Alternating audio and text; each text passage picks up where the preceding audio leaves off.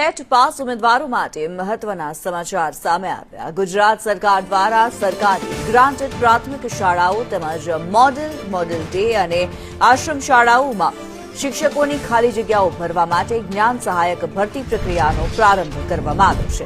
રાજ્યભરમાં ધોરણ 1 થી 5 અને ધોરણ 6 થી 8 માટે કુલ 16,000થી વધુ જગ્યાઓ પર કરાર આધારિત નિમણૂક કરવામાં આવશે। ઉમેદવારો 17 જૂન સુધી ઓનલાઈન અરજી કરી શકશે, જ્યારે 18 જૂને મેરિટ લિસ્ટ જાહેર કરવામાં આવશે। આ વખતે ઉમેદવારોને રાહત આપતા વયમર્યાદા વધારીને 48 વર્ષ કરવામાં આવી છે। પસંદગી પામેલા જ્ઞાન સહાયકોને દર મહિને ₹21,000નું ફિક્સ મહેનતાણું ચૂકવવામાં આવશે। 11 માસના કરાર આધારિત ભરતી માટે 20 જૂને દસ્તાવેજ ચકાસણી અને શાળા પસંદગીની પ્રક્રિયા હાથ ધરાશે।